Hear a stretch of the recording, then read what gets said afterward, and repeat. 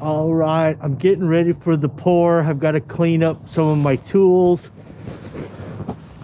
This is what I'm going to start with, this screed board. Aluminum screed. Feel the concrete buildup? It's thick. So it's not that straight anymore. And it's a lot heavier. This is what I'm going to use.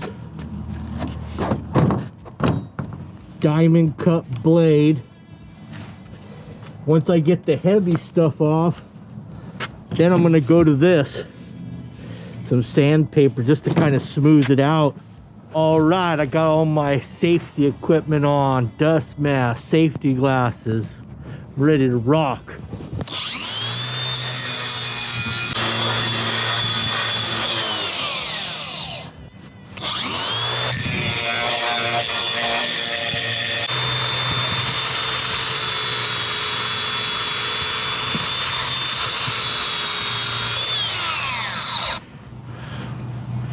Oh yeah, smooth, baby. That's how I like it.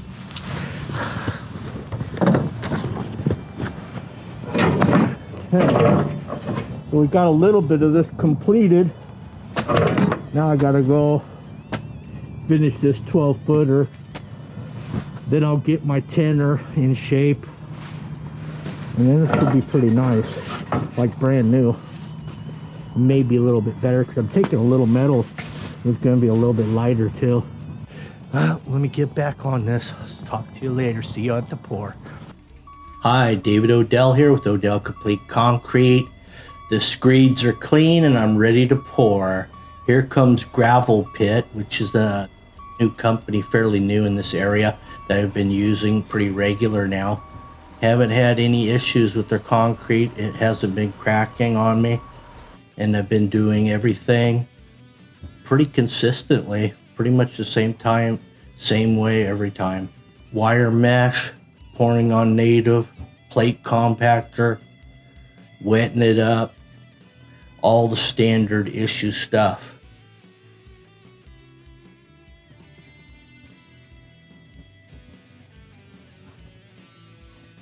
Today we're using Big Rock. This is a 1-inch minus 3000 psi. This is what they call it, their standard. And we have a female driver on this one, which is not that common to see out here driving concrete trucks. I have seen, probably in my lifetime of 40 years in the concrete business, I've probably seen no more than 10 total. So it's a rarity.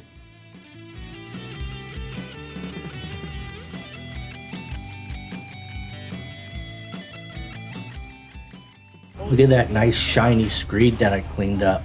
Looks like brand new. I'm thinking I might want to use some form oil on it possibly. If anybody has an idea how you can keep them cleaner, easier, without trying to stick to it, let me know in the comments. I'm thinking maybe form oil or maybe some kind of a sealer even. Yeah, maybe some sealer, just some lacquer base, something on there. Maybe that would help from sticking on there as easy. But I'm sure somebody knows a trick to it that I don't.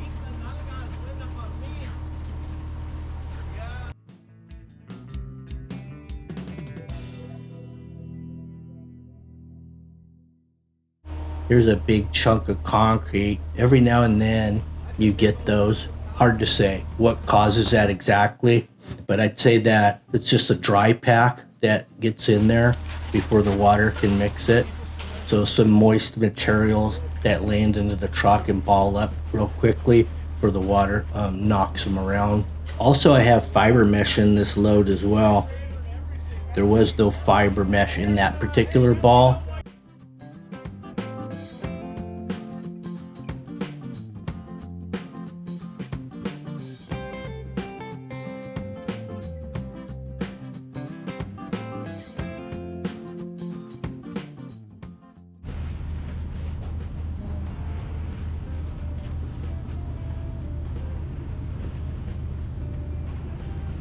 So all the guys that we have out here is a guy, he's a local contractor.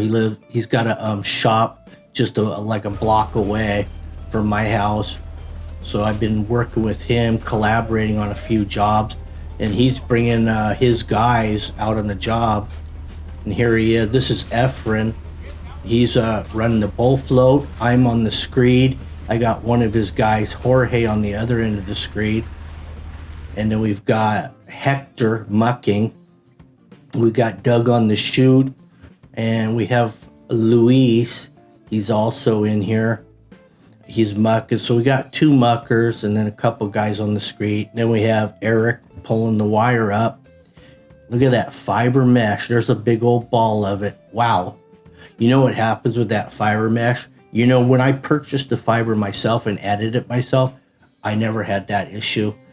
But what happens at the concrete plant is they're taking the bags. These bags are supposedly, they dissolve, which they do. Although in the corners and seams of the bag, sometimes they don't dissolve as well. So you get that fiber just balling up and it never disperses. And that's probably what happened there. What I like to do when I add it personally on site, I would open the bag, dump it into the truck, or another technique, which is kind of my favorite, but it's a little bit more work. You dump it into a 5-gallon bucket without the paper, add water, mix it, make like a mush, then dump the whole bucket into the top of the truck. Then it really disperses well. Okay, say we got 10 yards and I wanted 5 pounds of fiber. Well, we've lost probably a pound, I would say, in ball up. So we've really got probably 4 pounds, you know, in this 10 yards instead of 5, which definitely helps. The main purpose for me at this time of year, when it's cooler out and I'm not worried about shrinkage, cracks from drying or curing too quickly, the purpose for me in fiber mesh is, because I am going to do one saw cut down the long ways of this driveway. I'm going to wet cut crossways, you know, same day, but that long 120 footer, I'm going to wet cut that the next day. And what the fiber does, it helps hold that surface together from spalling, so I can cut early.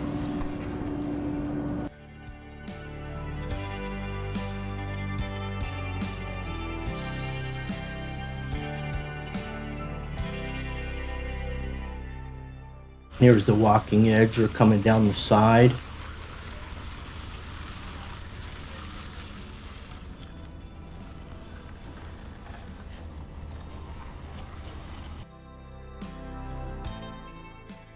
We had to wheel out a little bit here. We wheeled out this end of it and the other end, about 10 feet on both sides.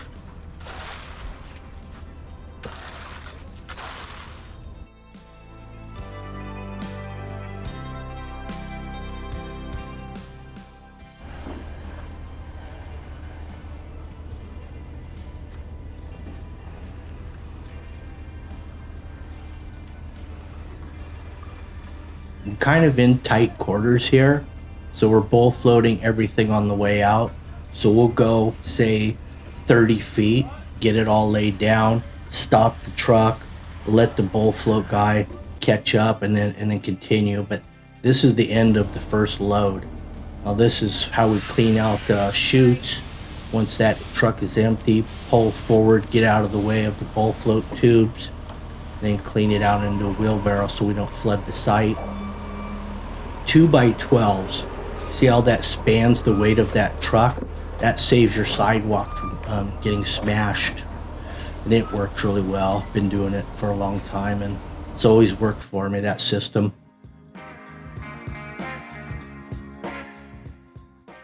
Okay.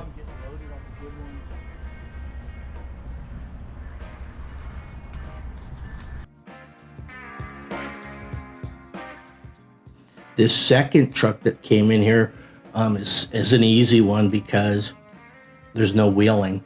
Everything's tailgate. So at this point, we've gotten rid of the wheelbarrows. So all these good close-up shots we're getting is we have Brandon, the cameraman / editor, and emergency labor on site. So he's catching these close-ups right now.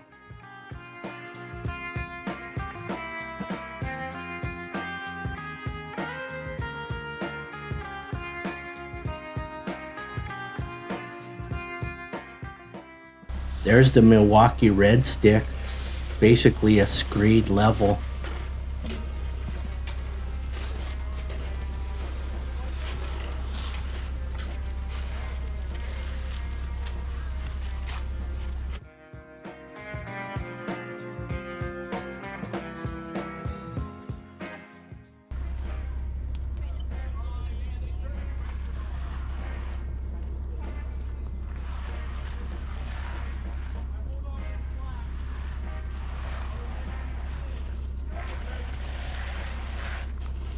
Because I've been pouring a lot of big rock lately, because there's a lot more space out here in Arizona than in Cali or along the coastal, I'm able to tailgate a lot of stuff. I either need to tamp, which I don't like to do because that takes another guy up. I'm going to get me a vibratory attachment to put on my bowl float. That'll knock the rocks down and bowl float at the same time. So I think I'm going to invest in that. At the World of Concrete, January 21st through the 23rd is when I'll be there. I'm looking for the best attachment for a bowl float that'll vibrate it down and bring up some cream and float it out simultaneously. Efren was jigging that bowl float and making a vibrator just by hand movement, but I think it's going to be easier with the battery powered vibrator attached to the bowl float. Matter of fact, Efren's going to be going with me. Pure Steel Concrete, that's the name of his company. He's out here too in Fort Mojave. With the jig like that maneuver that Efren's performing, happy wife, happy life.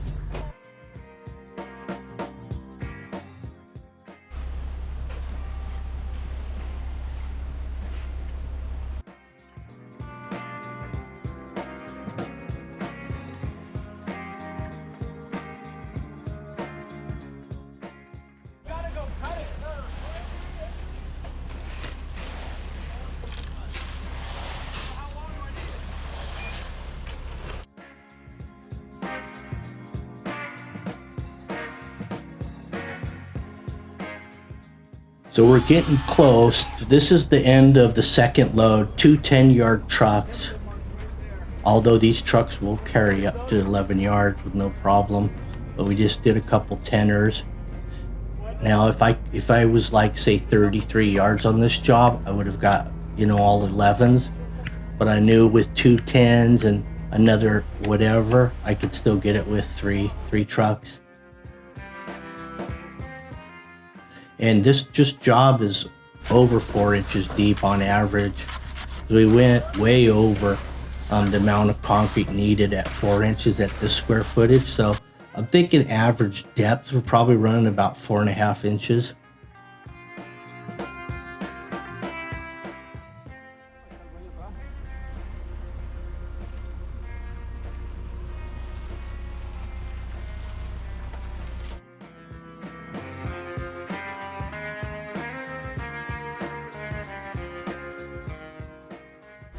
This is Luis right here on the hand float.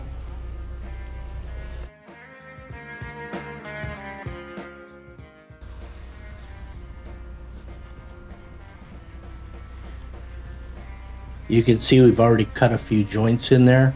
Here's the cutting tool. It's about 5 feet long, 2 inches deep to cut with.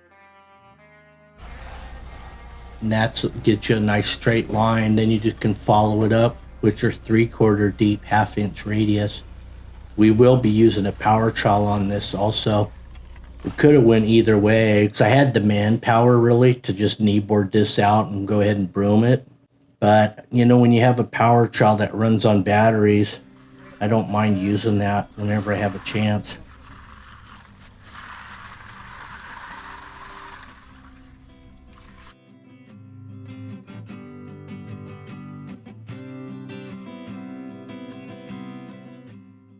Nice little hand edge work going there.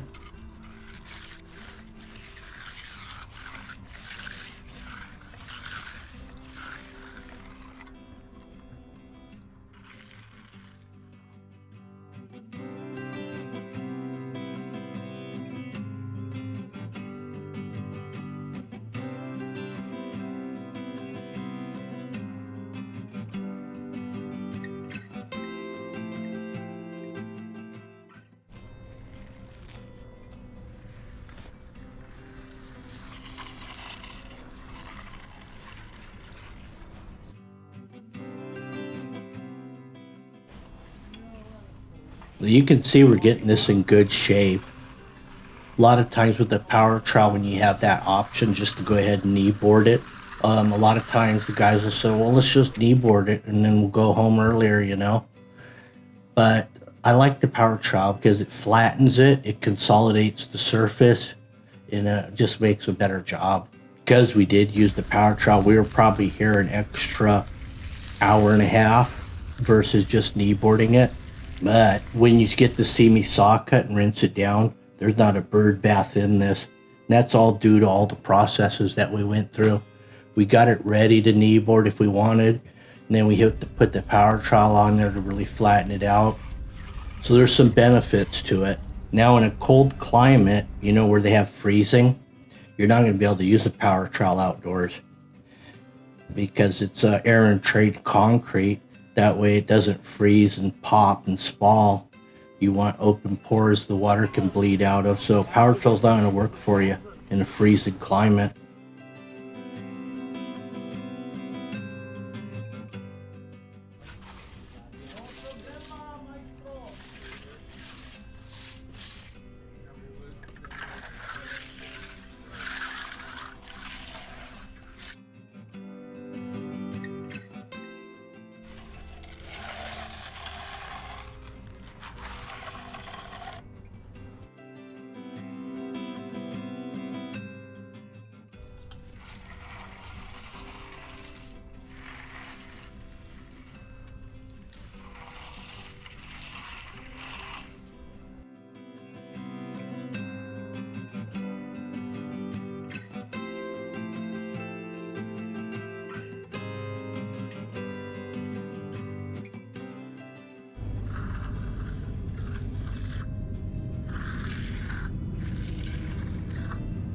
Right now the concrete's at a point where you could just whip it out and then broom it.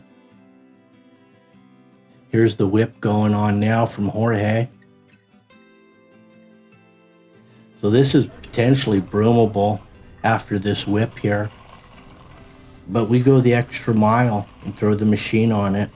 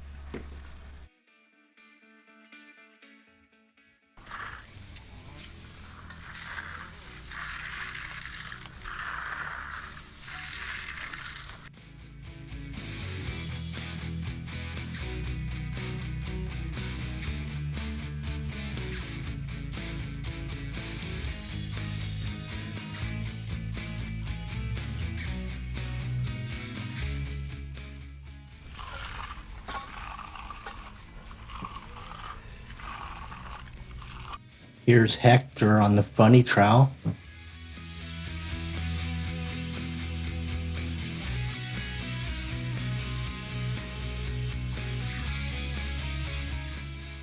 Here's Doug on the knee boards right here. The important thing about when you're going to use a power trowel on a job is the edges.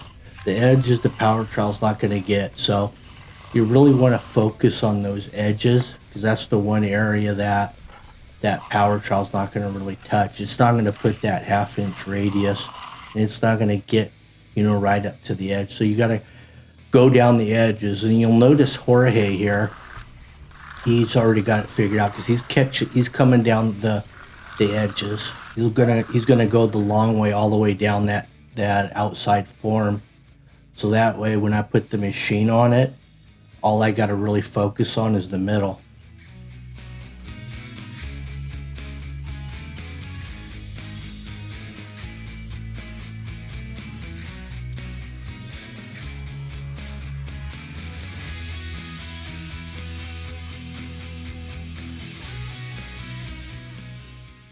There's Hector just catching the edges. See how that works?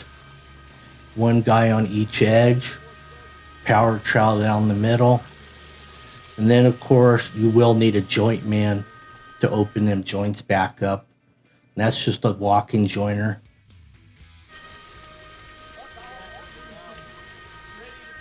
Now this is a 3-foot Milwaukee battery powered unit right here. And it'll do. I've already tested it on a few jobs on how much it can actually do. And I've did 800 square feet with 3 passes, 1 battery. So it's really good. It's a long lifespan. It doesn't use a lot of energy apparently, turning those blades. They're soft cut battery powered. That seems to use a little more juice cutting concrete than the power trowel.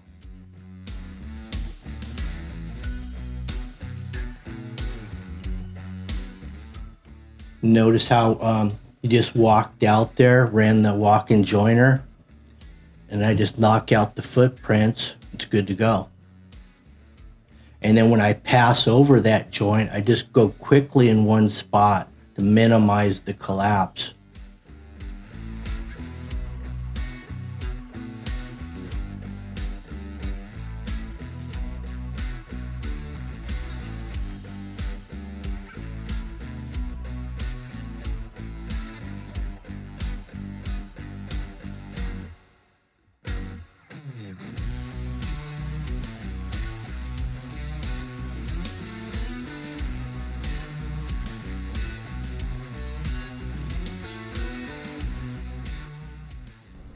Here's a little tight area. We had a little 2x10 ramp to get into that planter bed.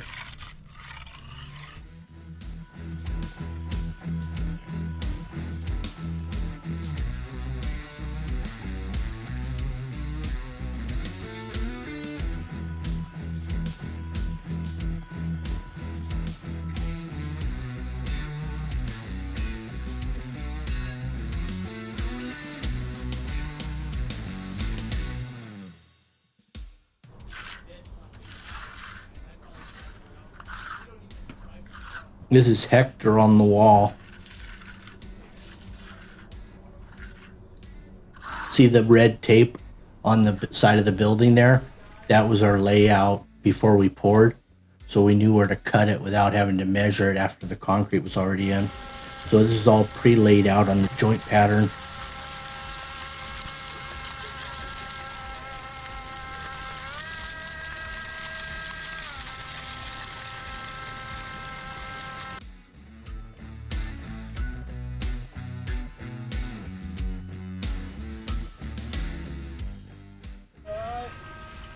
This is your final touch right here before the broom on this area.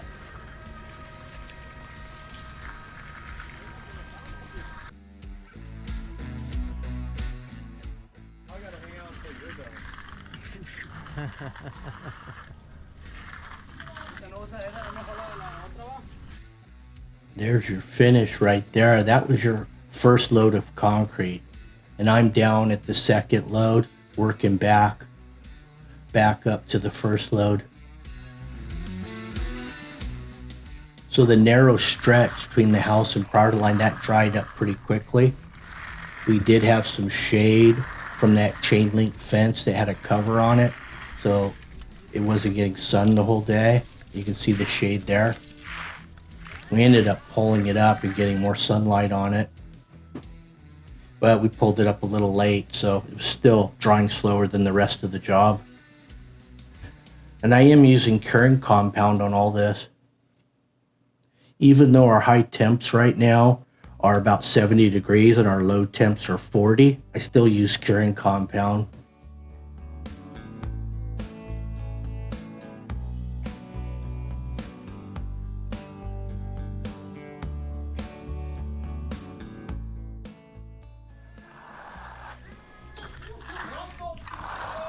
Getting hard. When it's getting hard, you just go. There's a trick right there that Efren used, Miracles. trying to bring up some cream. Now if you have a dry mouth, that won't work. Otherwise, that's a really good technique. When you trowel it close, you grab it the other way.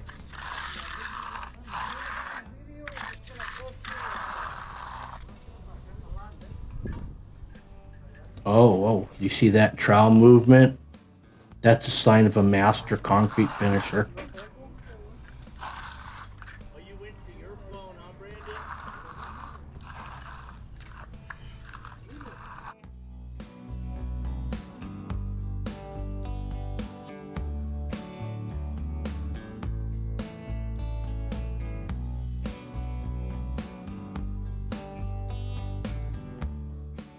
Kind of worked out nice the way this cured out, because I was able to work the power trowel right into the garage and leave it there until I came back to make that saw cut lengthwise.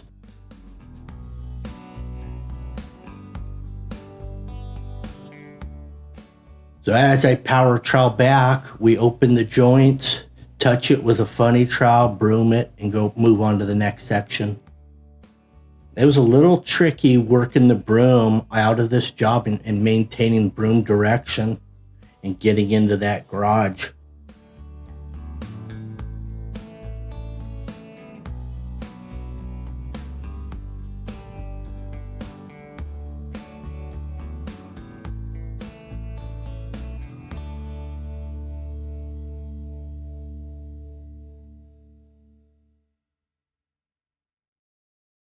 Here's your curing compound going on.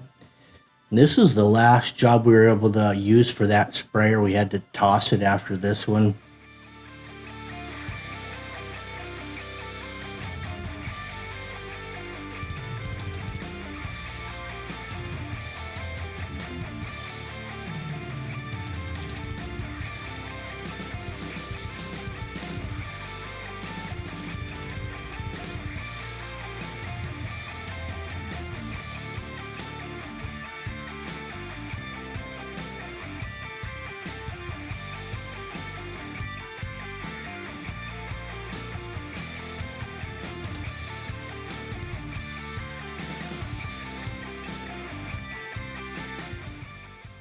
Here's the end of the day, and it turned out beautiful.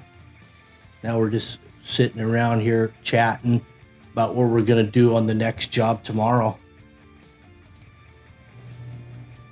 Here's your next day. We came out here to strip, get ready for the next load at the final pour on this job, and saw cut it.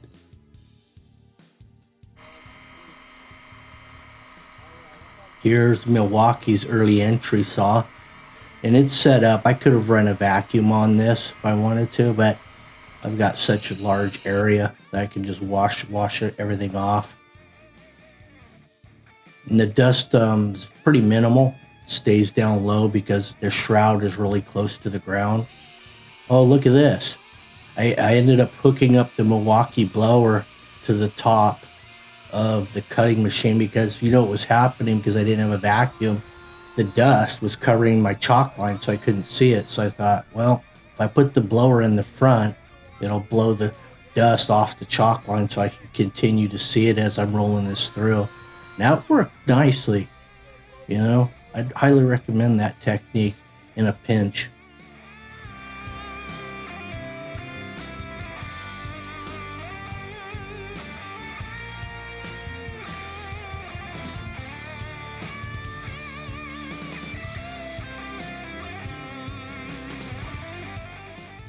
Here's a look at it. You can see there's some foot traffic with some dirt on it right now, but it's curing out really nice.